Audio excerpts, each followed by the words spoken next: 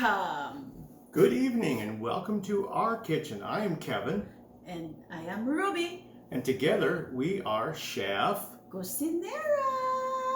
Let's begin with our meal for the evening. We're going to start out with a skillet pan-fried ribeye with spice on it. And we're going to do a quick fry in the wok with sliced potatoes and onions. And we're going to start out with what are your ingredients? Ingredients are going to be an Idaho baking potato that has been washed and I will cut and slice, a yellow sweet onion for the potatoes, and for the ribeyes we're going to season them with a steak and chop sauce and fresh ground pepper.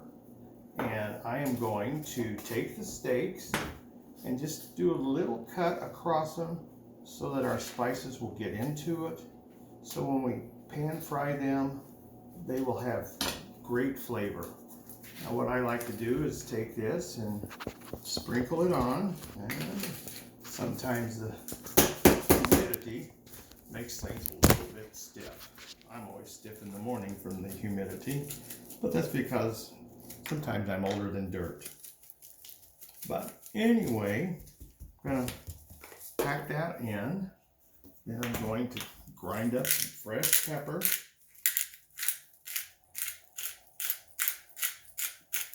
I'm going to press that into those little cuts that we made. And then I'm going to flip it over and do the same thing on the other side.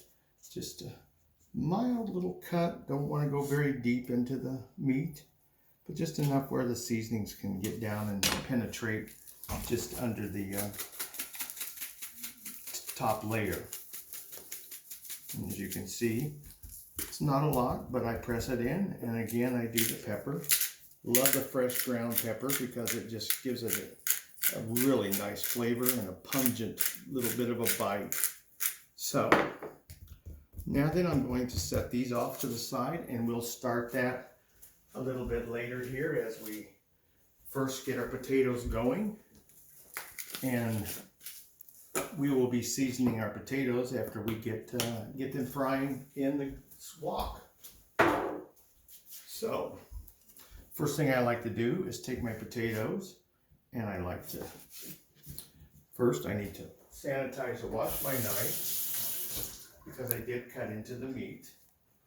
And so we're going to do that. I didn't use the cutting board though, so that's still clean for the potatoes. And as you notice, when I cut, I always keep my fingers curled under because I like to keep my fingers. And it makes rings go on them a lot better. You know, you can keep a ring on your finger. If you don't, if you keep them straight out like this, you take a good chance of losing your finger and blood all over the cutting board, and then pretty much the evening is ruined because you're on the way to the emergency room. Trust me, I've done it before, so I know what it's like. Now I'm going to slice them. And as you see, I hold my fingers curled under. I use my knuckles as a guide.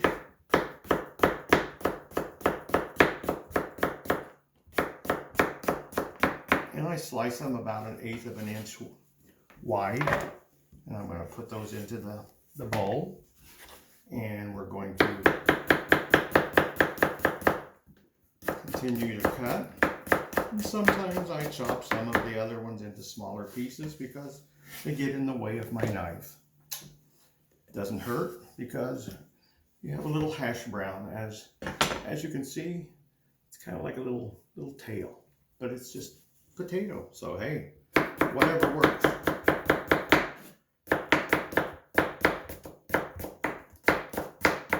And sometimes things go on the floor.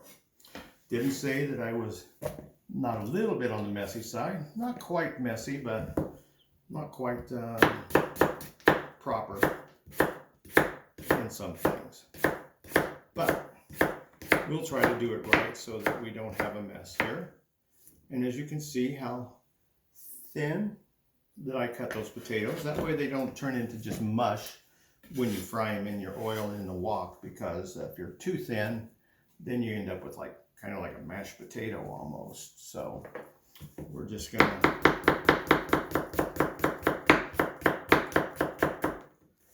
continue cutting here. All right, we're just about done here slicing up the potato. Preparation time on doing the potato probably should take you about 6 to 7 minutes to slice them all up. And as you can see, we have a nice healthy bowl of sliced potatoes. So I'm going to set those over here. I'm going to get my wok, get it fired up to get it really good and hot.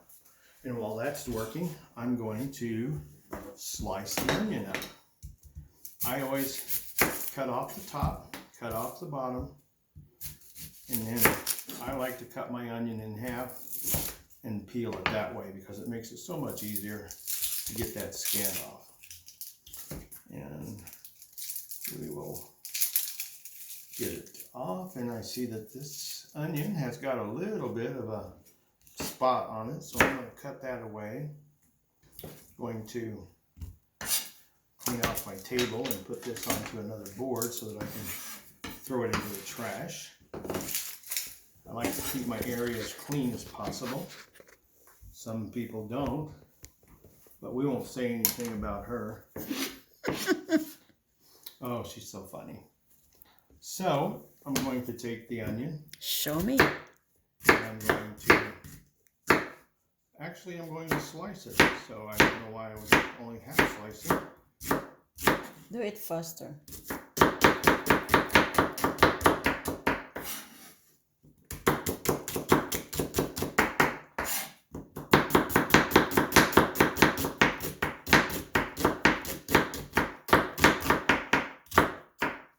There we go. Our onion is totally sliced in thin slices. They're again about the same size as the potatoes, as you can see. So that'll add a nice pungent flavor to our potatoes. So our wok is getting hot. I'm going to take some olive oil, bold olive oil, put it into my wok. And I'm probably using about maybe 1/4 of a cup in order to make sure that my wok is nice and oiled. Then I'm going to use a wok spatula and a wooden spoon to be able to stir it up. And I've got the temperature set on about medium high. So it's going to, when I drop these in, you're going to hear them sizzle. And that's what's going to happen. So in they go. And I love the smell of olive oil when it's hot. So first thing I'm going to do is get these stirred around. Get them coated with the oil. They are in a nice oil bath here.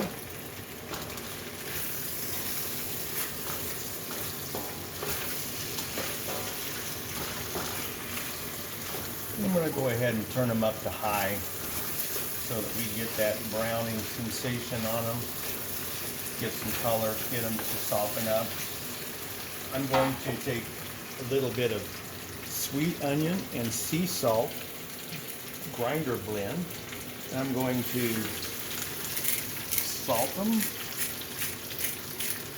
with this, and probably we're using about a tablespoon or so of seasoning.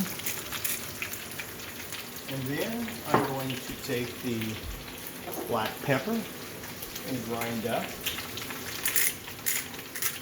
Again, probably about a teaspoon of black pepper is going to go on. And you can start to smell the aroma of the starches and the potatoes to cook. Nothing like the smell of a good fried potato. I also have a McCormick garlic and herb black pepper sea salt shake that I like to add also. It gives it a little bit of a good fragrance and also a little bit of a color to the potato. And there again, probably about a teaspoon went on. And now the thing is just to keep everything moving, keep it from sticking. One thing you might want to remember is on a wok, when you're done, don't wash it with water. Don't put it in the dishwasher, don't put it in the sink, because that's why you end up with a rusty wok. What I do is, once I'm done, I take a paper towel and I try to wipe up as much as I can, and use a nice type of a skillet thing where I can scrape up any residual or residue that's left on there. And then I take a regular Morton's salt. I put quite a bit, not a lot, but enough to cover the bottom a little bit, and a paper towel. And I use that salt as an abrasive to clean my wok. And then I set it aside so it's ready to go for the next time. That way you don't end up ruining your nice wok with rust and trying to keep it seasoned. This way it stays seasoned and it's going to adhere that flavor into other items. So now then, what I'm going to do is I'm going to take my onion, I'm going to put my onion in there so that it gets a chance to cook in with the potatoes and get that flavor into the potatoes. Oh boy, does that ever smell good. Whew. We all love fried potatoes. And with the wok, it's even easier to do because you can just keep moving them around and they get brown and they get soft as they cook. So I'm going to turn it down a little bit more towards the medium heat and just let it simmer on here, and I will keep moving it around as we are working here in the kitchen. Now then, we're in a good shape here, so we're going to start on our steak. Now then, we're going to start our ribeye steaks on the stove, and I have turned the heat to about number 6, or just a little bit above the medium side. And I'm going to put in a little bit of olive oil. You don't need to drown the pan, but probably about 2 or 3 tablespoons of olive oil is going to be enough, and I'm going to move it around in my saute pan so that my edges and the bottom get totally covered. And there we go. And now then, we have our delicious ribeyes here. And I've got to find my fancy little tongs here so that I can place it in the oil. And being that Ruby likes her meat a little bit more done than I do, I'm going to go ahead and start hers first. And as you can hear, it did not sizzle because it's still not super hot. I don't want to burn it on the edges or on the outside yet. I just want to get a nice sear. And while that's on, I'm going to move my potatoes around, keep them cooking, get them brown, and you can see them getting a nice little bit of a residue down there on the bottom. And as we get towards the end, that'll hopefully work itself loose, and we'll get that also into our potatoes, and it'll give it a nice crusty coating on our potatoes all the way around. So woks work very nice for this. Now then, as I'm looking over there into the skillet, I see that the steak is starting to sizzle a little bit, and that means that our oil is getting hot. These ribeyes are about between about a ½ inch thick, so they're not super thick, but they're not thin either. So it'll take just about maybe 10 minutes for Ruby's steak to get done, close to it. And usually the way I can tell how a steak is done, as you look right now, you can see that rare is very soft, very pliable. You know, you can just press down into it. And as the meat gets more done, the meat will get harder and harder to press down. And so you know that it's the temperature and the meat inside is cooking. So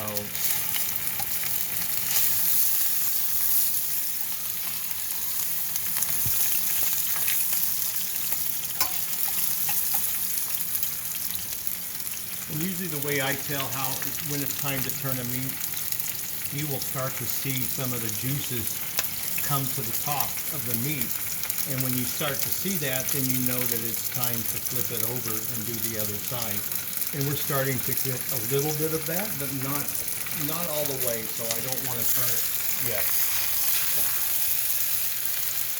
And we're starting to get some brown to our potatoes here. And this is so much fun to cook on a wok. It's just make turning and flipping your stuff like this, any vegetables, potatoes, whatever, it's just easy to cook.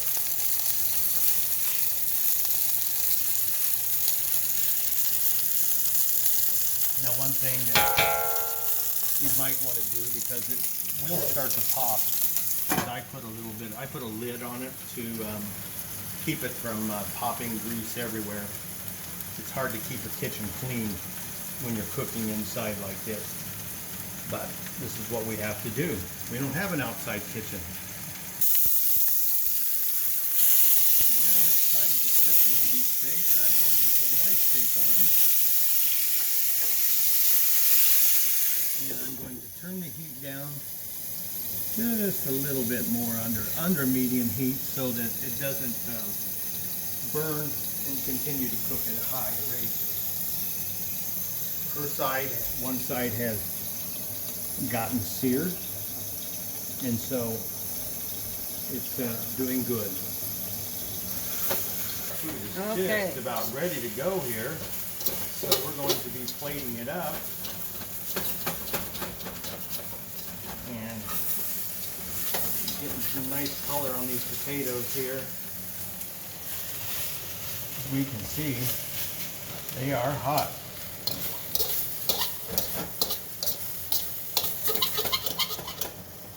I use this metal spatula to get the brown from the potatoes mixed in with the potatoes. And we are just about ready to plate up our food here. So I'm going to grab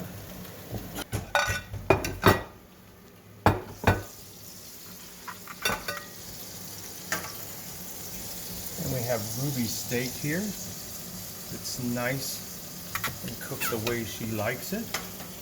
I have my steak, which is more on the medium rare side. As you can see, it's still got some, and hers is a little bit tougher. So now then, we are going to take the plates over here. Okay.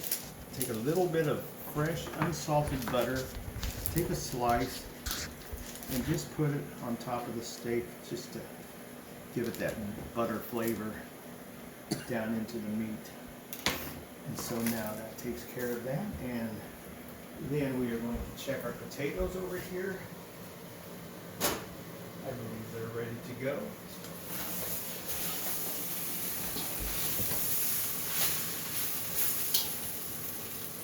We're going to turn off our stove.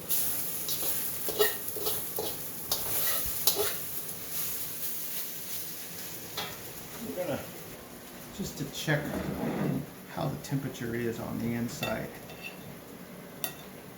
And as you can see, my meat is a little bit more on the medium side, and Ruby's is done more on the medium well side. So these are going to be delicious. And now we have our meal done in about 30 minutes here from start to finish. We have our sauteed, skillet fried ribeye steak and our wok stir-fried sliced potatoes. And I sprinkled just a little bit of cilantro over for some zest flavor. And it looks like it's good and ready to eat. Thank you, and join us again in Chef. Cucinera! Have a great night. Thank you.